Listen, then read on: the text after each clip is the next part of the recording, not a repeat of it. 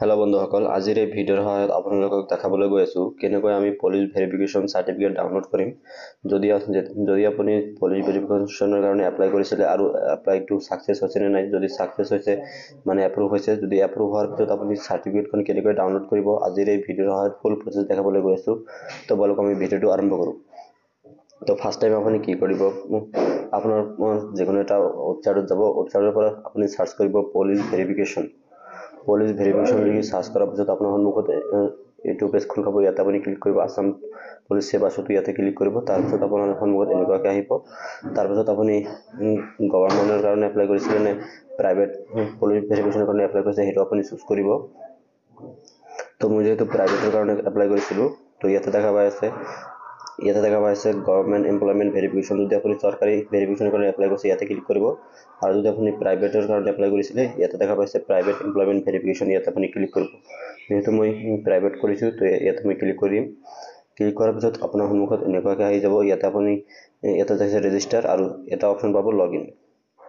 তো আপুনি যেহেতু এপ্লাই কৰিছে, তো আপোনাক ইয়াতে লগ ইন ক্লিক কৰিব। যিহেতু আপুনি আগতে এপ্লাই কৰিছে, আপোনাৰ ID পাছৱৰ্ড থাকিব লাগিব। তো আপোনাৰ যিটো মোবাইল নম্বৰ আছে, ইয়াতে আপুনি মোবাইল নম্বৰটো দি দিব। মোবাইল নম্বৰটো দিয়াৰ পিছত ইয়াতে যিটো আপোনাৰ পাছৱৰ্ড আছে, পাছৱৰ্ডটো দিব। পাছৱৰ্ডটো দি ইয়াতে I am not a robot ইয়াতে ক্লিক কৰি ইয়াতে দেখা পাইছে গেট ষ্টাৰ্ট, ইয়াতে আপুনি ক্লিক কৰিব লাগিব। ইয়াতে ক্লিক কৰাৰ পিছত আপোনাৰ যিটো ID আছে ইয়াতে খোল খাই যাব। খোল খোৱাৰ পিছত আপুনি আকৌ কি কৰিব, আপুনি আকৌ যিটো প্ৰাইভেট এমপ্লয়মেণ্ট ভেৰিফিকেশ্যন আছে ইয়াতে আপুনি ক্লিক কৰিব। ক্লিক কৰাৰ পিছত আপোনাৰ ৰাইট চাইডত এটা অপশ্যন পাব ষ্টেটাছ বুলি এটা অপশ্যন পাব। ইয়াতে দেখা পাইছে ষ্টেটাছ, ইয়াতে আপুনি ক্লিক কৰিব।